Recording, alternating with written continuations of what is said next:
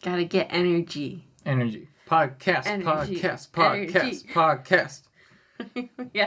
we gotta do the energy ritual.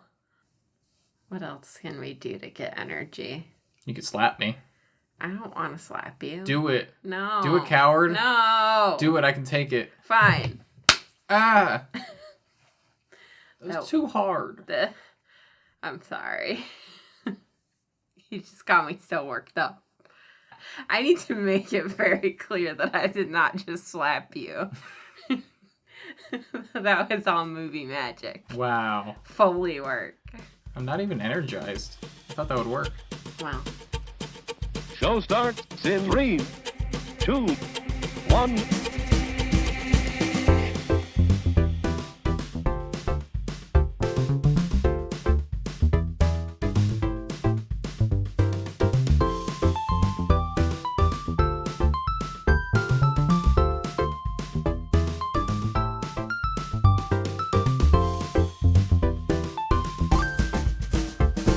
Hello, and welcome to Cinema Crush. Hi. I'm your host, Jacob Salisbury. I'm your co-host, Emily Salisbury. We're married. We love watching movies. We love talking about them. We're artists. We're artists. I'm an animator. I'm an illustrator and designer. And yeah, that's the podcast. Yeah, that's pretty much it. So that all sounds really bad to you. Maybe this isn't the place for you and you can go. But please don't, because this movie's really cool. Well, we'll see. I feel like you're gonna bring in a whole new flavor of listener. Yes. I'm very excited for today's movie. This is one that means a lot to me.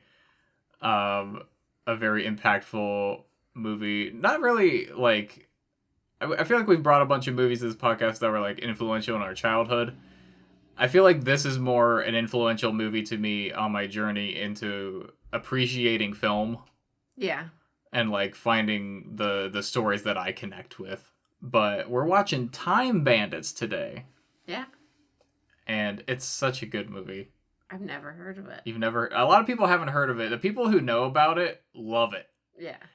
Otherwise, it's like, it's kind of a niche little film. Well, not even little. It was like it was big when it came out, and then kind of got forgotten over the recurring decades. But yeah. I feel like there's still a sizable audience for it out there. Yeah, that appreciates it. But this is part one of a series because I'm bringing two films by the same director, Terry Gilliam. Technically, I should be showing you three films because this film is part of a Terry Gilliam quote trilogy of films. Not like part one, part two, part three of a movie, but in that their themes are connected to each other. But it's kind of known now as the trilogy of imagination. So it includes Time Bandits, and it includes a film called Brazil, and it includes The Adventures of Baron Munchausen, which we will be watching. I have not seen Brazil. I've looked it up, and it looks like something I would very, very much enjoy. But for this season of Cinema Crush, I feel like we're bringing more personal movies in, and I don't yet have a personal connection to that movie. So for now, this is a two-part, but if you would like us to review and watch Brazil, let us know. Reach out to us on social media, because I'll do it. It looks great. The general theme for these movies is the craziness and awkwardly ordered society and the desire to escape it through whatever means possible. So Time Bandits in this trilogy is through the eyes of a child. Our main protagonist is a child. Brazil is through the eyes of a middle-aged man in his 30s. And Munchausen is through the eyes of an elderly man. Okay. So three different perspectives, all the same theme, three completely different films. Yeah. I will say I think Time Bandits and Munchausen are more connected because they're both kind of that like fantastical adventure type of movie. Yeah. And both of those do have child characters in them. Okay. It's just this first one we're watching, Time Bandits, has the child as the main character. But before I talk about Time Bandits, I want to talk about the director and writer of this movie, Terry Gilliam. Do you know anything about this man? Probably not. Probably next to nothing. Awesome. I also didn't know a whole lot about him until I started doing research for this episode. Then I realized that I absolutely love a lot of his work in film.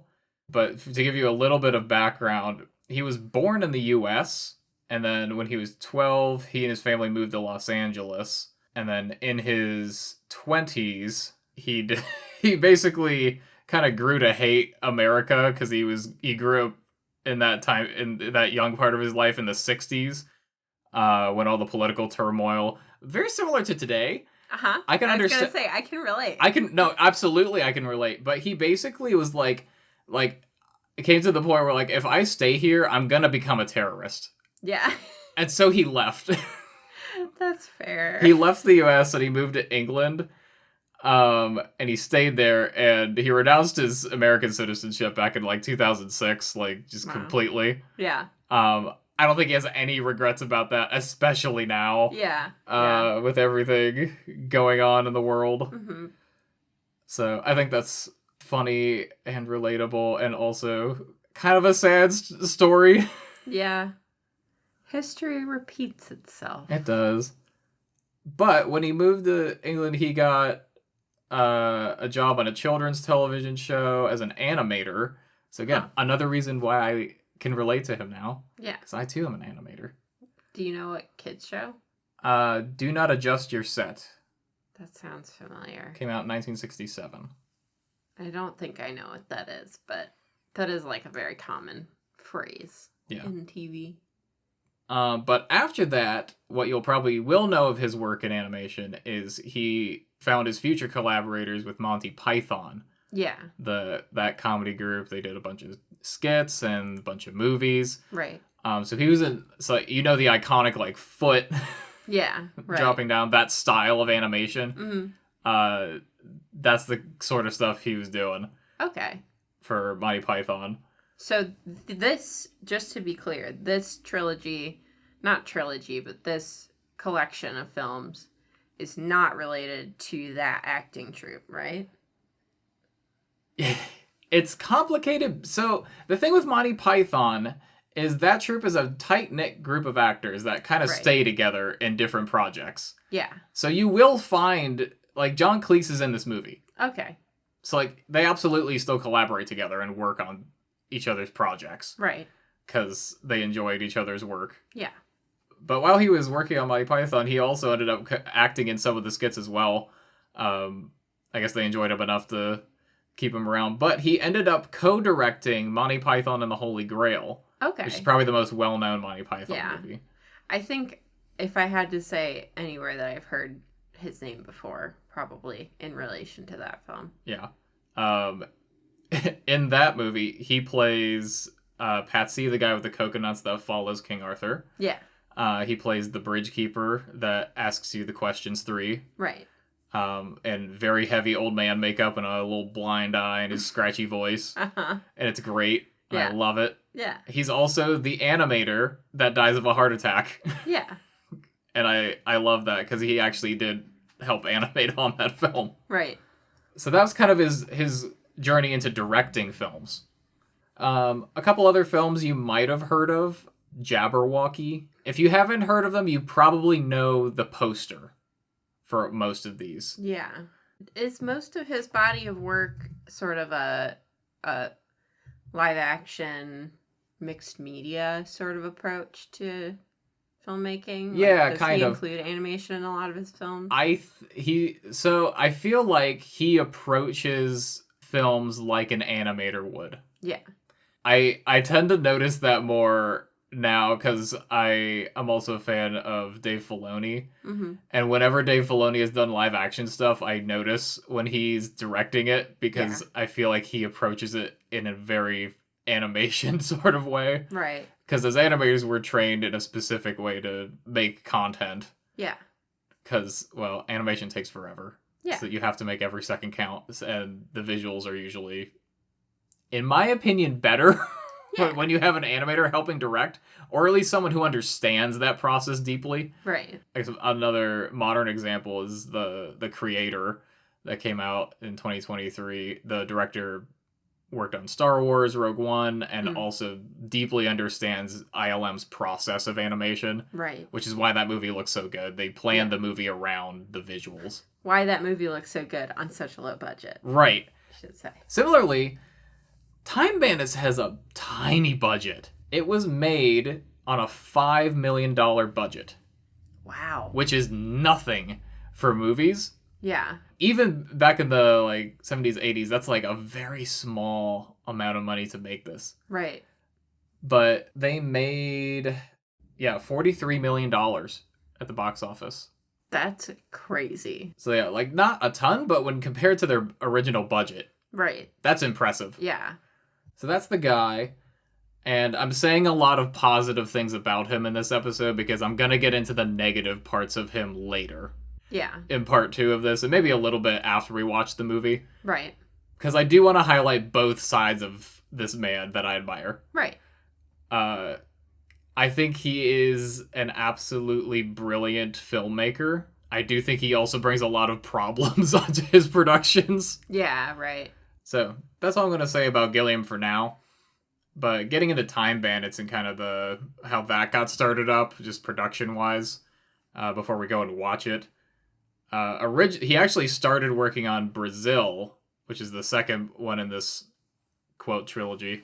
But he couldn't get any. Nobody wanted to pick it up because everyone thought it wouldn't work. And so he pitched a family film instead. Ah, of course. Which succeeded with Time Bandits, and then he got to make Brazil. Yeah. So it worked out. But this film is partially funded by former Beatle George Harrison. Huh. Because, again, no studio wanted to make his films. Right. So he just looked for money wherever he could.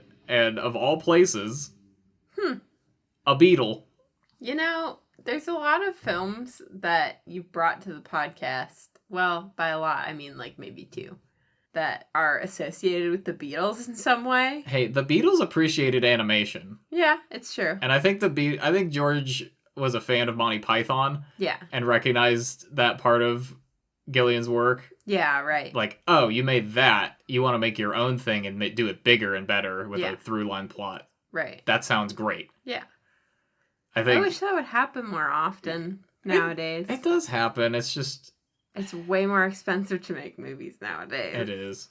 I will say, I do miss kind of the area of mid-budget movies. Hey, everyone listening, this is your reminder to support indie filmmaking. Yeah. Because it's so good and it needs to be seen. Don't go see the big blockbuster films on their opening weekends unless you really, really want to. Go see the weird little indie films. That's my PSA. So, this film is the one that's from a child's perspective. So one thing I'll point out now so you can kind of look at it during the movie is that it is literally filmed from a child's perspective. The cameras are at a lower, what's the term? Altitude. Point of view. Point of view. It's from a lower POV. Like a child looking up at the grown-ups. So that you can make the audience relate to that. Yeah. But because of that, they were worried that a child actor would not be able to carry this film by themselves. And so the rest of the main cast of this film are little actors. Okay. Which is something I really like about this film. Mm-hmm. Because they are not playing dwarves. They're not in huge prosthetic makeup. They are just playing characters. Nice. I feel like you don't see that often. No, two films that really stand out to me in terms of really giving little actors a chance to shine were Willow. Mm-hmm. Because Willow's Village has so much culture and really good characters and they really let you sit in it for a while. Yeah. And it was really special to see that because I feel like that's a community that the talent really doesn't get tapped as much. Right. Because little people are a big part of the film industry Right. without you realizing it. There's a lot of stunt doubles. There's a lot of smaller stand-ins. Obviously, there's like The Hobbit, Right. and Lord of the Rings. So you have your smaller stand-ins for when Gandalf is on screen, and they're like not the close-up shots, but like the further away shots. Yeah. So you don't have to do forced perspective all the time. Right. But another really big job that I've seen from little actors is whenever there's child actors involved, you don't want to put kids in danger when you're doing stunts. So there are stunt people that are little actors that will stand in for the kids. Okay. So that they don't get hurt. Right. And I think that's such a really cool job. Yeah. Because it's still a person doing a stunt. Yeah. Right. And that's impressive. And I love stunt work. Yeah. But I feel like they don't get a chance to play main characters a lot. Obviously, there's Peter Dinklage and Warwick Davis. Right. Deep Roy. But overall, not a lot of names. Yeah. And that's that's the thing is like you mentioned the little actors in Lord of the Rings, like you don't really get to know those people. Like they're not interviewed. You often hear the main cast talking about the doubles and the actors who stood in for them and all of that, but you don't really get to know who they are, which might be their choice, honestly. It could be. But like, yeah, I feel like you really don't see a lot of recognition for those people. Yeah. But I just wish they would be featured more. Yeah. Because I think there's a lot of talent there. Right. So I'm excited for you to see this movie for that reason. And like you're saying, a lot of them don't get interviewed, and I had a hard time finding interviews from the actors in this film. Yeah. Because there's just not a ton of stuff from them, like in terms of like promotional interviews or anything. Huh. Like there's a few that like reflected on their experience on the film with like little things here and there, but I feel like I had to really, really dig for it. Yeah. Well, and like it's one of those things where you might hear the main actors talking about other people that were on the cast with them that were little actors, but you don't often hear from them. Yeah. Yeah, and also their names are not the first things that come up in the credits. Right. Even though they're playing the main characters of this film. Yeah. John Cleese comes up first. Yeah. Sean Connery comes up first. Mm-hmm. Because they're in this movie. Right. That's another thing is I feel like there's been a increasing push to have big name actors, like A-list actors on films, and like again, support indie filmmaking because you don't always need those A-list actors carrying the success of your film. Yeah. You know? Honestly, especially for animated films, like there's a couple people that I would say are kind of stand out from this role, but I really don't care if you're a big Hollywood actor. I just care that you're a good voice actor, and guess what? I care about your performance. Most of the target audiences for animated films also don't care because they're children, and they don't know who those actors are. Yeah. I also just don't remember actors' names, so I don't care. We don't need Chris Pratt in everything. No. See, his name I remember. Yeah, I'm interested to see this and experience the Terry Gilliam verse. Yeah, I think that's all I really want to tell you for now. I have a few other stories, a few other facts about it, but I'll save it for after you see it. Okay. Well, can we stop by the concession stand before we get into this? I'm kind of thirsty. All right. To the concession stand. All right. I've secured a cold beverage for you. We found this literally at the grocery store today. Right before we came home to record this. Right before we came home. We saw a representative from the company setting up a display the last time we were at the grocery store. But we are known to like Coca-Cola, and they have been releasing specialty flavors, usually in their mini cans, although this one I noticed had regular 12 packs. They generally go for more of a vague interpretation of a flavor. Yeah, there's been some weird ones that we've tried. Yeah, well, and the weirdest ones are usually the, like, sponsored ones, and I don't think this is that. So I'm curious what has spurred this particular flavor. Yeah, this is Coke spiced. Yeah, Coca-Cola spiced, raspberry spiced Coke. So we figured we'd try it. Let me get you a little Coke Foley. Give me that sound bite.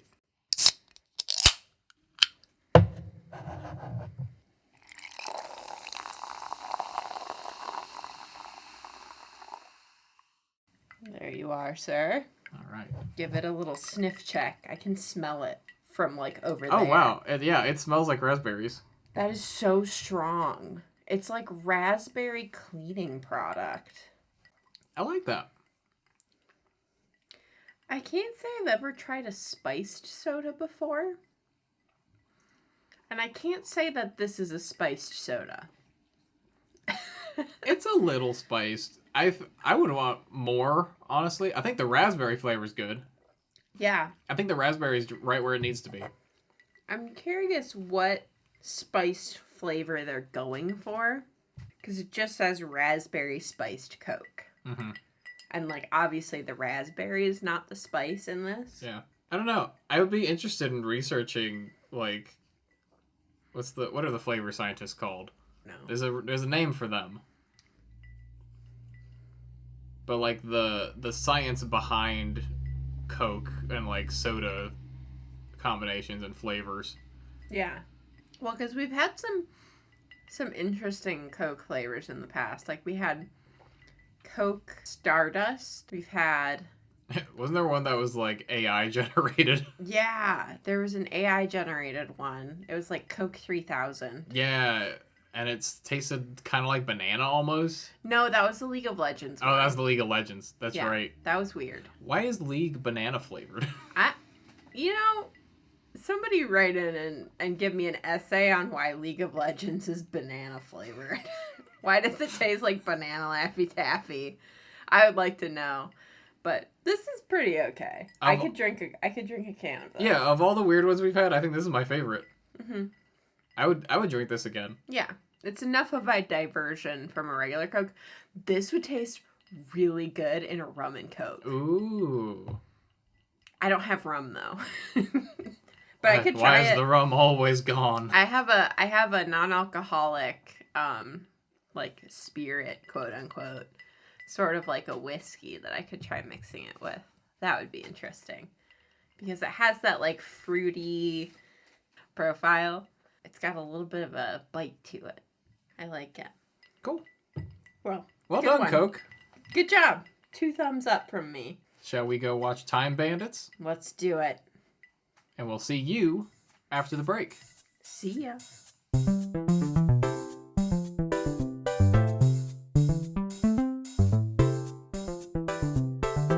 It's intermission time. Hey, Jacob here with the middle part of the podcast. If you like what you hear and you want to support our podcast, you can email us at cinemacrushpod@gmail.com, and you can follow us on Instagram at cinemacrushpod. That's at cinemacrushpod, all one word. We'll be posting updates there and sharing things that we love. If you have questions or feedback, you can DM us, you can comment on posts, you can respond to stories. We would love to hear from you. We really appreciate you for listening and giving this podcast a chance. If there's anyone you think would like our content, please share. It really helps us out. We want to grow our audience. That's all the announcements I have for this episode. So let's get back to the podcast for our review and reflection of Time Bandits. See you there.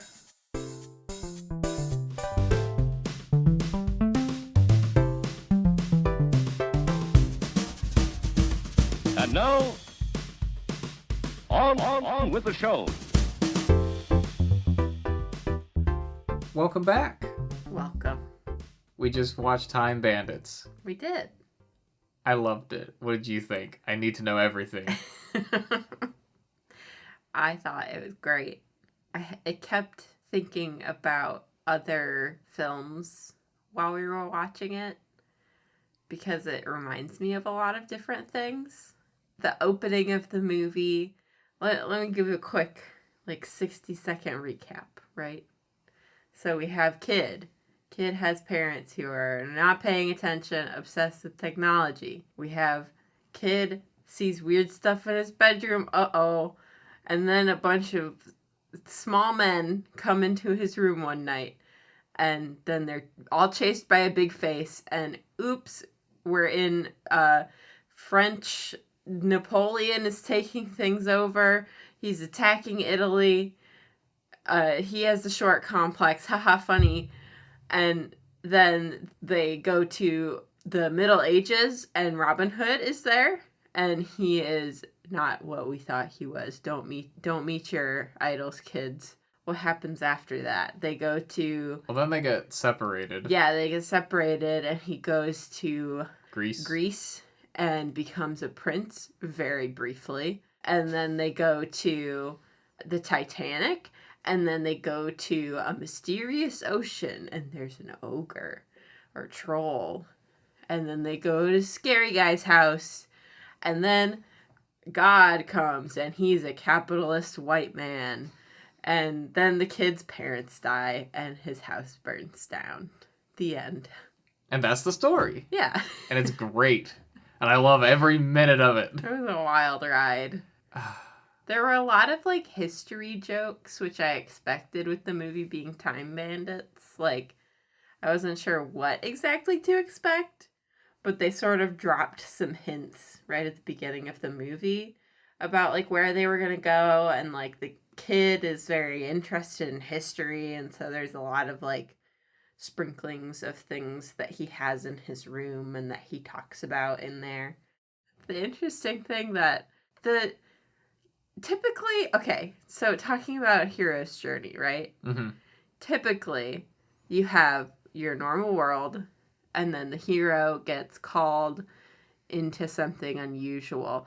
This happens within, the first 5 minutes of the movie. And he doesn't get a choice. Yeah, we don't waste any time. And our hero, his choices are big face or go with the small men. It's kind of an interesting part of the cycle, because there's not really a refusal of the call. Yeah. Because there's never a chance to refuse it. Exactly, yeah. And also, I think this movie does a lot of really ingenious things about establishing important details about Kevin as a character. Yeah. And I find that really interesting. He's a very differently written kid character from a lot of movies I've seen. You think about Pagemaster or Neverending Story or Matilda or even Narnia. One of the thoughts I had right at the beginning of the movie was this is like Narnia, but if Narnia came out of the wardrobe to you and then pulled you back in. Yeah. He took you against your will. Yeah, he got kidnapped into Narnia, except Narnia is just the real world, but in the past. I also like that it's a time movie that doesn't deal with paradoxes and changing events that occur. No, well, the thing is, they are pretty clever about handling time travel, because they're not looking to change the past or the future. Right. They just want to rob people. Yeah. And get rich, which doesn't affect the timeline at all. Yeah, yeah. Right. Well, but also I think that this is a time movie where all they care about is robbing people and getting rich. So if they change what happens in the timeline, that doesn't matter to them. So it doesn't matter to us. If you think about a movie Yeah, they're not invested in any of the time periods they're going to, other than what can we steal. Right, because most time travel movies are okay, we're going to go to this time period. You can't touch anything. You can't do anything. You can't look at anything. Because any small change will alter the future completely. You might not be born. People might be lizards. Well, this is one that that's not the focus of this. That's also not really a problem for the Bandits, because they're not born. They were created by God. Right. They're they're like his creations that make the little bits of creation. Like they mention in it, like God made the big stuff, and then we made like trees and shrubs and like a couple animals here and there. Right. Well, so that's the other thing that was interesting about this film was the like premise is that these guys, this group of like 6 or 7 guys, has stolen a map of holes in the fabric of space and time from the Supreme Being, who Kevin says at some point, like, God, and they're like, I'm sure. If that's what you call it. They're like, he's the Supreme Being. They're like, he's technically our boss. Yeah, right. It's like, we work for him. Like, that's our life. We make trees and shrubs. So that was an interesting take, too. Like, God is, the Supreme Being is, and made helpers to, like, parcel out. Delegate. Delegate. Which is, like, that idea is interesting to me because if the Supreme Being makes these creatures with free will, are they kind of still parts of his brain and, like, internal ecosystem? Maybe. Because it's kind of like, so at the end of the end of the movie was really interesting to me because he was like, I think I would have to think about it for a while because, like, we have this character that is the concept of evil and he is destroyed at the end, sort of, but he's, like, presented as, like, the supreme being is like, oh yeah, did you like this little experiment that I was trying? It's called evil. And evil turned out quite well. Yeah. Like, okay, so we're talking about a universe in which the Supreme Being is not a benevolent character. And so the whole premise of the movie is based on him allowing this map to be stolen to create the catalyst for this little experiment that he's running. Yeah, he's basically like beta testing his creation. Yeah. Right. Which is interesting. His creation is also fascinated with like modern technology. Yeah, well, and also the whole of creation, like the whole reason we have the map is because his creation is imperfect. Right. Because they said, like, the joke that, like, it was a botched job. They only had 7 days to make it. Right. And that's why there's all these holes. Yeah.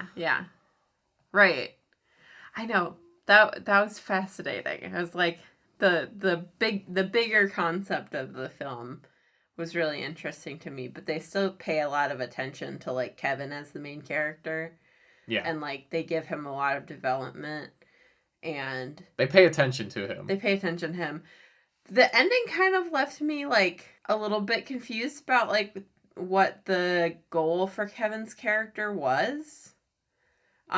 Because it just ends with him, like, his house was on fire, his parents got blown up by the concept of evil that was in their microwave that set their house on fire. And also, King Eglamine was a firefighter, so, like, I thought he was gonna adopt Kevin because he did that when he was the king of Greece, but then he didn't. So I guess the ending was the only thing that threw me for a little bit of a loop, because the whole rest of the movie I was tracking. I was like, okay, time, okay, God, okay, creation, okay, but the ending I was like, huh? Why? Well, it kind of leaves you in this area of, like, did this happen? Did this not actually happen? Is this all in Kevin's imagination? Right. Is this him dealing with the loss of his parents? Is this how he imagines it happening? Yeah, it's like his trauma nightmare. Yeah. Well, because that was another thing I picked up on at the end with the fortress was, like, that final battle takes place in, like, an area that is very much, like, blown up kids' toys. Right, because there's, like, Legos and stuff like that. Yeah, everything in the beginning of the movie on Kevin's floor sets the stage for the last set. Right, exactly. Which I love that they never, like, I feel like there's a lot of movies now that just, like point, haha, look. Right. like drawing attention to the clever thing they did, and they never do that. Yeah. They just do it, and they Right. show you. Yeah, and exactly. And you get it. Right. Yeah, I feel like lately I've been seeing a lot of content that does a lot of telling, not showing. Like, I think about, like we watched Has Been Hotel. That does that a lot. Where it's like, I'm going to tell you why this character has a problem, and I'm going to tell you what's going to happen, and then I don't get to You don't get to figure experience things out. them having that problem. Right. And so, like, I always appreciate a film that is better at showing and not telling. Yeah. And, It's like, a very visually driven film. I do have a question. Mhm. What is the intended audience for this film? It's a great question. So, I think this is coming. So this is coming from the brain of a Monty Python animator, Right. and I think that translates pretty well through the whole thing. I don't think he made it for kids. Yeah. I know he pitched a children's movie, Right. but I think he just made the film he wanted to make. Right. It brings up that conversation of, like, what constitutes a kid's movie. Right. Well, and I think kids can handle big concepts like this, Right. and I think it's an interesting one to make you think, because it is a fun adventure. Mhm. But yeah, like you said, there's a lot presented at the end of like these big concepts reflecting on all the things that you've gone through for the whole movie. Right. You know, without specifically bringing them up. Right. It's just a chance for you to sit back and think about the journey you've just been on. Right. Definitely. Like, I think depending on the kid and the interests of the kid, I could very easily see a kid self-identifying with Kevin as like a little history buff kid, enjoying sort of the goofiness of some of the movie. Yeah. Or like when your parents don't get your hobbies. Right. Yeah. Like when you're like, oh, my parents are just like that. Like the only thing that kind of pulled me away from kids movie was like there's a couple of like, and I'm never somebody to say like a sexual joke is too much for kids, because kids aren't gonna get a lot of like adult jokes put into movies. Like there's a lot of movies that have like adult jokes that you don't realize are there until you're older, but there were a few of those. And then like the ending of the movie has a lot of peril, and a character straight up dies, granted not permanently, but another character dies. Several characters are just straight up blown up. And there's also big scary like cow skull guys. So there's a lot of like scary monsters Yeah. and peril that I feel like some kids would be like, absolutely not. Yeah. I can't tell if the lower budget of this movie makes those things more terrifying Yeah. than like if they were made today and you'd like, you'd rely on CG. I want to hear the story about that Minotaur character with the rotting cow head. Isn't it great? It's gross. And I think, like, Well, it looks so real. Yeah, I don't know exactly what the story behind it is, but in my mind, I feel like the decision was like, it's ancient Greece, we want to have like the myth, like that kind of mythos of ancient Greece, but we can't do that because Minotaurs don't exist. Right. So how do we do a Minotaur without doing a Minotaur? We make it a man with a scary rotting cow head. Yeah. But I want to know the story from the props department of where they got that cow head. Oh, they probably just made it. Is it real or is it a prop? I don't know. It might have a real base and they went over it. Could be. I don't know. I don't know. It was gross. Which means it's a well done monster. Yeah. Though there was another thing too. Greece especially had a lot of crowd scenes where I noticed like a lot of like diversity among the characters that were presented there. Like they employed a lot of actors of different like races and ages and all kinds of things. Yeah.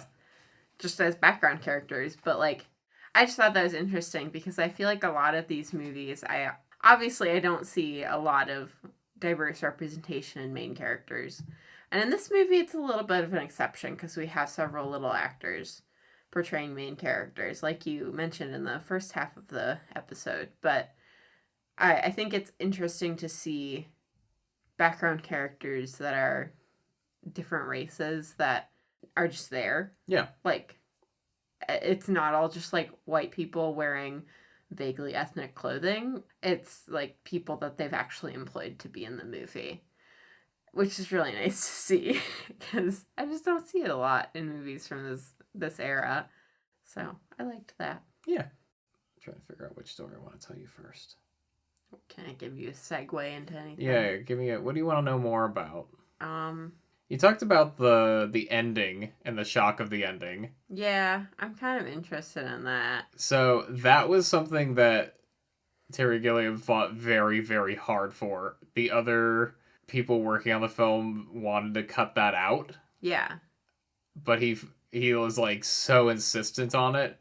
And so they did test screenings with kids in the audience to see like how it would go over. Mm-hmm. And apparently they were asking kids what their favorite parts of the movie were. And one of the kids said when the kid's parents blew up was his favorite part of the movie. Oh my gosh. Which for him just like sealed it. Like, yep, that's it. Yeah, it's perfect. Yeah, that's funny. Some kid loved it. Yeah. That's really good. And so I guess that was enough. Yeah. That they kept it in, and I think it's hilarious. Oh my gosh. It's like, don't touch evil. Yeah. Don't touch it. What is it? Where can you find it? I don't know. But don't touch it. Don't touch it. What else did you talked about a lot of stuff that I was going to hit on, actually. The kid himself. Yeah. Has an interesting story of how he landed that role, because you mentioned he's different from other like child actors you've seen. Mm-hmm. Yeah, I mean, like, and to solidify that idea, like, he's not, I feel like in a lot of films where kid gets thrown into magical world and is, like, the hero of the story, you often have a kid who's very, like, and this is not to discount those kids in those roles, but it feels very, like, coached. Like, the kid feels like they're acting, you know? And I feel like he didn't give off that vibe. He was in it. Like, he was Kevin. Yeah. You know? That is for very good reason. One is which, when they were going to cast the kid, they wanted someone that felt like that. Yeah. They wanted a kid that felt genuine, Mm-hmm. like a kid, and not like an actor. And so the story behind it is, he didn't even go to audition for the role. Huh. His brother did. Oh. And then while he was there, he was like, well, I might as well try too. Yeah. And then they cast him and not his brother. Oh, no. Which... Did that cause any... I don't know. I think they're strife? Probably over it now. Yeah. But at this point. Oh my gosh. But... Honestly, like, I feel like just from hearing about the experience of most people who make it as child actors, you don't really want to be that kid. Like, especially if you have multiple roles. Yeah, well... It sucks.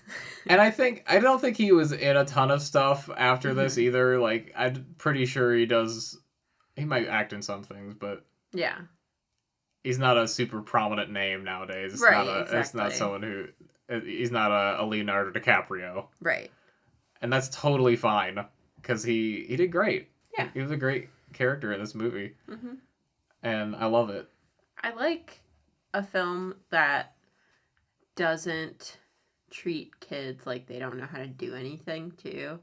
Like, there's sort of a genre of, well, okay, so I guess, there's, like, the genre of filmmaking where, like, kids are main characters, where it's very, like, goofy, fart jokes, adults are idiots, like, kids are still the heroes, but it's very, like, the kids don't really know how to do anything, and I feel like that wasn't the case with this. This movie also 100% felt like a Studio Ghibli movie to me. A live-action Studio Ghibli movie. Yeah. It has I can that see it.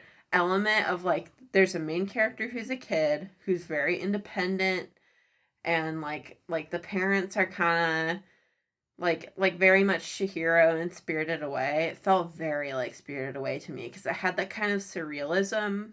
Not to the point where it loses you, but to the point where you're like, the world has mushy rules that I don't fully understand, but there's enough boundaries Yeah. for me to like get like, you can do this, you can't do this. This cage can be hanging in a void of blackness, and yet the heroes of the story can still find their way out of that situation to safety. Like, it's very much a movie that trusts you to, like, okay, we're gonna keep going. Like, you just gotta trust me. You just gotta keep watching. And it felt very Studio Ghibli-esque to me. I mean, it's from an animator. Yeah. So, like I said, I think whenever animators do live action, it hits different. Yeah, yeah. Well, and also that was another thing. Having seen like Holy Grail, I expected more obvious animation in this, but all I really saw were like little special effects and things like that were animated. Little special effects, matte painting, Mm-hmm. Very well done for the budget they have. Yeah, yeah. Like, everything works. Mm-hmm. And everything looks good. Yeah. Well, and I think a lot of that is where they can, they use on-location filming. And when they can't do on-location, they have really straightforward sets. And they don't really leave them very much. Like, literally, like I just mentioned, there's the scene where they're trapped in a cage. And it's literally just a big black void with, like, 3 cages hanging. Well, I was noticing, too, on the sets, because there's the big boat, the ship. Mm-hmm. That's really only shown from, like, the front 3/4, the side, like, the ship's right side, and then, like, a 3/4 back. Right. I'm not even sure that ship has a left side. Probably not. It probably doesn't. No. They probably don't need it to. It just has enough. Yeah. And they have it in a small, like, hangar with water around it. That concept makes me wonder what storyboarding for the film looked like. Because you would have to have the forethought to be like, we're only going to do shots from this side. Like, we're not going around to the other side of the ship. Like, we're not breaking the 180 line on that ship. You're kind of thinking through it like you would if you're building a stop motion set or like or anything like that. I feel like Gilliam's experience working on Monty Python probably taught him a lot. Yeah. In that process, like, because they tried a bunch of stuff on that show. Mm-hmm. They did a bunch, like, they did sets and stuff like that all the time. Totally. And on the movie, like, you know, you do location where you can, and then you have models. Yeah. And miniatures. Bigatures. Oh, another fun story from the scenes and how they got Sean Connery. Yeah. To be in this movie. Because he's not part of the, like, Monty Python troupe. But he's a fan of Monty Python. Ah. And when they wrote the script for the king, what's the king's name? King Egg. King Egg? Yeah. Sure. The Greek king. The script, like, called for, like, he removes his helmet and reveals a man that looks like Sean Connery. And or other actor that we can get. Yeah. Like, that was literally what they put in the script. It's like, we're manifesting Sean Connery. But we'll do with anyone that looks like him also. And so someone, like, showed Connery the script, like, I guess on a golf course somewhere. And he was like, that's great. I'll be in it. Yeah. I'll be this guy. But it was actually apparently Connery's idea to also play the firefighter in the end. Oh, yeah. Okay. And I think that was a very good decision. Yeah, yeah. I like that one. That was very like Wizard of Oz, where it's like, oh, the character in my dream that I connected with is also in real life. I see. Yeah. And, you know, like you said, you were hoping that he'd get adopted, and maybe that does happen. Maybe that's the idea that they plant in your head of, like, what happens to Kevin afterward. Yeah, that's, like, the fan fiction in my head that I write. It's, like, Kevin gets adopted and he gets to learn history and be happy. That's another thing that's interesting about the concept of it being a trauma dream, or like Kevin's way of reconciling with things, or just generally like from a kid's perspective, like you were saying. Because before you were talking about how a lot of the shots are from like a lower perspective, like a kid's perspective. Mm-hmm. And I feel like the same can be said for the historical events that they enter. Where it's like, if you're a kid learning about these things and you're Kevin, what do you care about? Probably violence. Probably heroic men. Probably bad men. And so, like, that's kind of the touch points that you get is, like, Napoleon, Robin Hood, the Titanic, and that's it. Like, Yeah. obviously from a storytelling standpoint, that makes those scenes a lot, like, cleaner and easier to translate. But, like, if you're a kid who's learned about these things in history class, like, those are the things you remember. Mm-hmm. You don't remember dates. You don't remember, like, other names. Like, you remember these specific people, these big, impactful events, and that's it. The whole thing is sort of Kevin's escape. Where would he want to go in history to escape his parents, I guess? Yeah, right. Oh, the ending song. Oh, Because yeah. you pointed out in the credits. Yeah, that was George Harrison, wasn't it? Yes. So George Harrison served as a kind of a producer on the film as well because he funded it. Right. And Terry Gilliam is kind of notoriously very difficult to work with. Ah. So some of his like Monty Python coasters, I think it was like Eric Idle or something, said like you always want to watch a Terry Gilliam film, you never want to be in one. Mm-hmm. Just because that's how it is. Yeah. But the song written in for the end, that's a message from Harrison to Gilliam. Oh, really? So if you read the lyric, I'll read you some of the lyrics. Mm-hmm. It was basically him just getting his feelings out for him, and of course Gilliam didn't want that in the movie. Right. But that wasn't his choice to make because Harrison was like, "Well, I made this happen for you. Right. I gave you money. And you got to make the film that you wanted. Yeah. So I'm putting this song in the end. Yeah. You stinky little man." So here's the actual quote, because it's a little hard to understand in the actual song. Right. Yeah. "Greedy feeling, wheeling dealing, losing what you won. See the dream come undone. Stumble you may with the elementary. Lucky you got so far. All you owe is apologies." What a road. Yeah! Wow. That's amazing. Wow. So there's this little personal, like, letter. Dig. Here's the knife. Yeah. Like, hey, you owe your success to a lot of people. Right, yeah. It's not all about you. Well, I mean, that makes this movie really interesting, too, because I feel like the Supreme Being is this, like, really important person. Mm-hmm.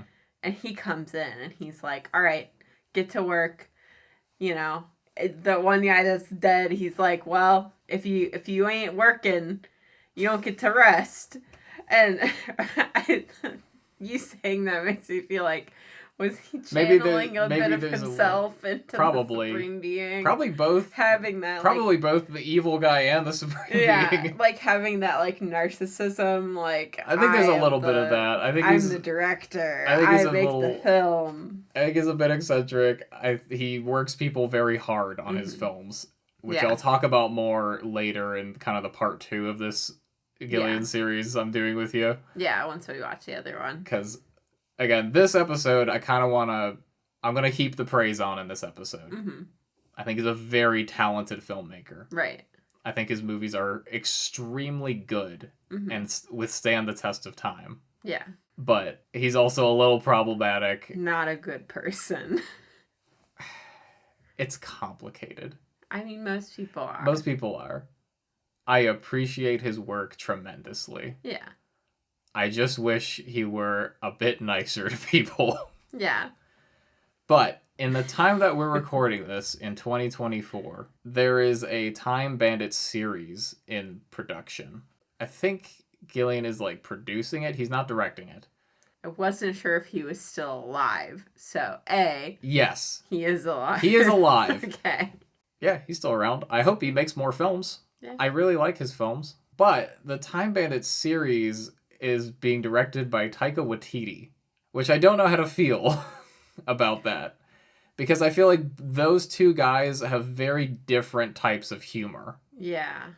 And I don't know if it works with Time Bandits for me. I'm not going to say anything yet because there's no promotional material for it at all. I think I will have a more concrete opinion about that once we discuss the other movie. Yeah. Because I think, based on what we've discussed this time around Gilliam's like work, depending on how he has developed as a director, I could see there being a really interesting mesh of style to make something really cool. Or I could see them really fighting and doing a Mandalorian where it's very like dissonant in terms of directorial style on different things. So the things I have heard so far is that apparently there was a day he was on set and he stormed out. Because he didn't like what they were doing. Yeah. Which I don't know if that's good or bad, depending because of who he is. Yeah. I have no idea. Right. I think he also got real angry on this production as well. Just during the process, because making a film is stressful. Yeah, totally. Especially stressful on a low budget of $5 million. Again, it sounds like a lot. It's not a lot. It's not a lot. For a film. You gotta pay people. You gotta pay people. You gotta pay for props. Actually, with a materials. budget that low, I'm curious what people actually made on that film. Yeah. How much did they pay Sean Connery to be on that film versus everyone else? I don't know. I don't know how it's divvied up.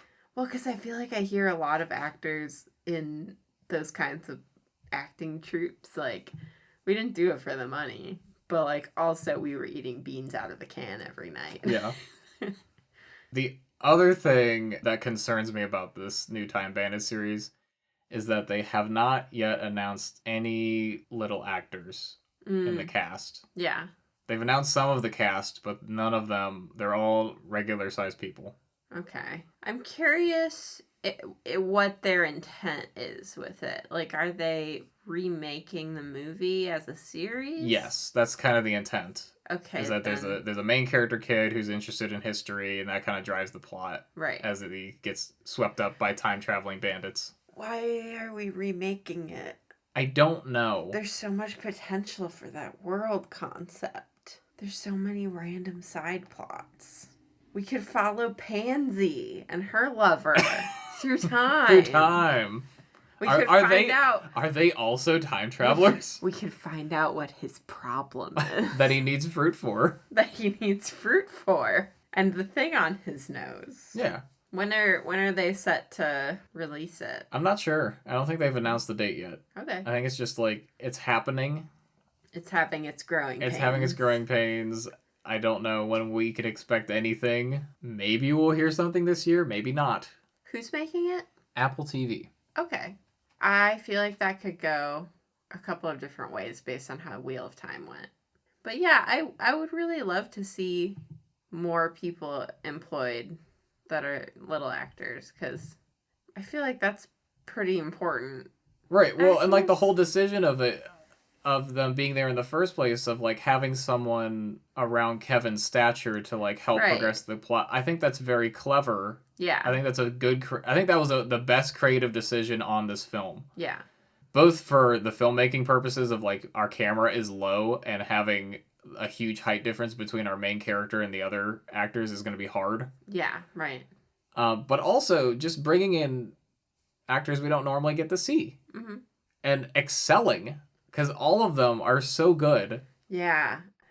We were kind of discussing it before, where it's like a lot of shows feel like they need to cast A-list actors, or like the executive producers on the shows demand it. Yeah. Because evidently that's what sells. Because this is a problem I've had. Like, I love the Murderbot Diaries by Martha Wells. Sci-fi series. If you haven't read them, they're great. But I was really disappointed about the actor that they cast for a series that they're doing for that book series, because they picked an A-list actor, and I didn't... he doesn't fit the vision that I had in my head, so, you know.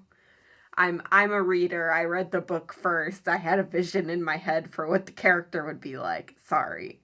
But also, I just don't...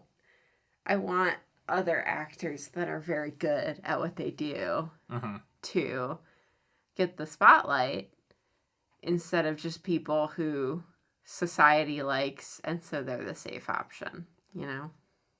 But yeah, I thought it would be fun toward the end of this to just kind of read off the little actors' names for this film. Yeah. And not, you know, we talked about John Cleese a little bit. We talked about Sean Connery. Mm-hmm. They're not the main characters. No. They just kind of are there. They're there in a scene. Yeah. And then they're gone. Which, granted, in the credits for this film, I did see the little actors are the first ones that are listed. In the end credits. Yeah, correct. Not in the beginning credits. Not in the beginning. But David Rappaport is Randall. He's like the gang leader. Mm-hmm. He's had a long career in film. Sadly, he did die in the 90s because of suicide. Mm. He was actually filming, he filmed on Next Generation Star Trek for an episode. Yeah. As a character, and then attempted suicide shortly during that production. Yeah. And so they were forced to recast that character.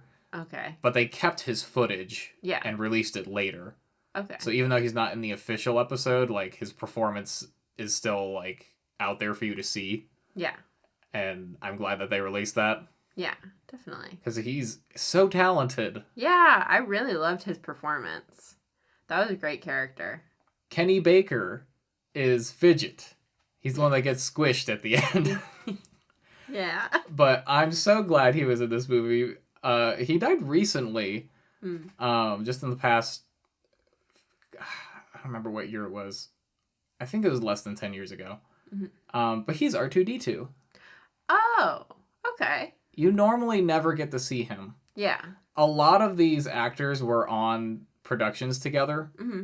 I think some of them were on Harry Potter. I think some of them were in... I'm sure some of them were in Star Wars stuff as well.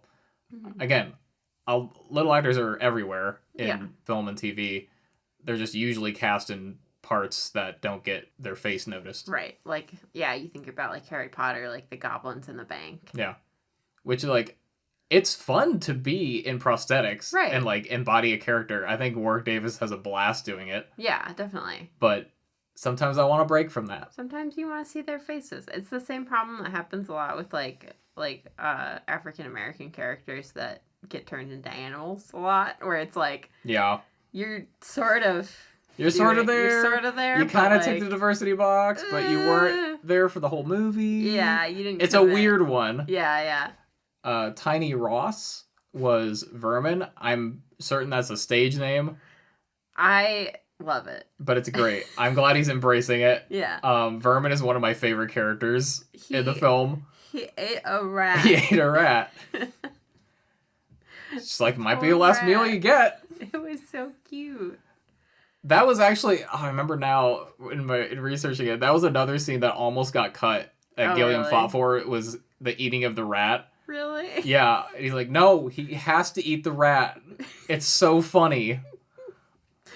I didn't like it. I love it. It was so cute. That's why it's funny. Malcolm Dixon is Strutter. I love his look. He's got a little bowler hat in this picture. He's in other stuff, because I feel like I recognized him. He's in Dark Crystal. He's in Willow. He's in Labyrinth. He's in Return of the Jedi. A lot of them were Ewoks. Yeah. I will say. I think almost all of them played Ewoks at some point. Okay. Warwick Davis gets associated with this movie a lot, even though he was never in it. Yeah. I think because he's worked with them. Right. Because he was Wickedy Warwick. Right. In the Return of the Jedi. Right. So, they're around each other. Yeah. Malcolm Dixon was also in Flash Gordon. These are like big show names, big movie names. Yeah. That you don't normally think of these actors in. Who am I missing? Jack Purvis? Oh, I thought I recognized him too. I think he's still around. He looks a little bit like Peter Dinklage. A little bit. He's actually in, apparently he's in Baron Munchausen, so we'll get to see more of him. Nice. I liked him. I don't know what role he's in. It's been a long time since I've seen that movie. Also in Willow, also Return of the Jedi. Mike Edmonds, he's Og. Oh, yeah, Og. Yeah, he gets turned into a little pig. He gets turned into a pig. He's still around. He's 80. There's actually a documentary about him that I encourage our viewers to go watch. And maybe we'll watch it too, because I want to know about this guy. He's in a ton of stuff. It's called Under the Radar, the Mike Edmonds story. Interesting. I don't know where to find it exactly, but search that. Go learn about these people.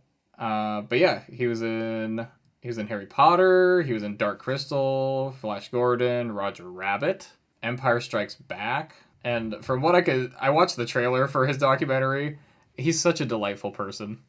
Nice. I love it. Yeah, I would like to watch that at some point. So there you go. That's Time Bandits. Wow, what a good movie. I don't know where I would have encountered it other than through you, I will say. Yeah. I'm trying to remember where I encountered this originally. I think I'll have to ask my family and confirm. I'm pretty sure we just saw it at a Blockbuster and we just rented it. And then we liked it a lot. I'm not sure if any of us had seen it before that. This is my favorite genre of movie. I love adventure, and I think this does it very well. So I'm curious of how you would rate it. I would give it 8 punches to the poor out of 10. Oh, boy. Well, I don't want you to go punch poor people. Well, they have to go watch the movie and figure out what I'm referencing. You'll understand it if you watch the movie. My rating system is on -10 to 10. -10 being so bad it's good, 0 being terrible, 10 being fantastic, great. It's high for me. It's real high. I think learning and researching this film has made me appreciate it even more. So I want to give it a 10. I'm going to give it a 9.5 just because I think with the cinematography, I think it could be a little better in some spots. There's always room. There's room for improvement, but it's very good. Mm-hmm. It's very high. Yeah. Basically a 10. For my enjoyment, 11. You don't often say, "Ugh, I love this movie" after watching a movie. So I feel like that's a pretty good indicator. I think this movie ranks in the same area in my brain as Princess Bride. Yeah, that was the other one I was thinking of. It has that vibe too. If you like Princess Bride, you'll probably like Time Bandits. Yeah. You remember when movie stores were around? Yeah. I miss that. Yeah. You just walk into a movie store to rent a movie for the night.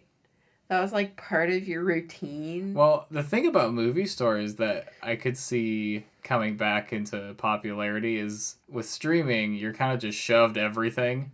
Movie stores are curated. Yeah, absolutely. I wish, and it's a little expensive to rent a movie. It is. But I feel like it needs to be a thing more. Like, we need to bring them back.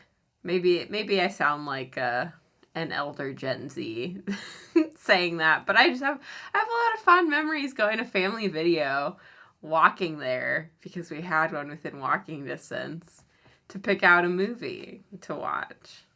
I miss those days. Yeah. Lots of discovery to be had. Well, thanks for joining us. We're happy to have you. Next time, we're going to watch a more recent movie. Oh. And it's going to be totally different from the last one I reviewed. So buckle up, Buttercup. Okay. I'm scared. You shouldn't be too scared. We'll see you in the next episode. See you then. Bye.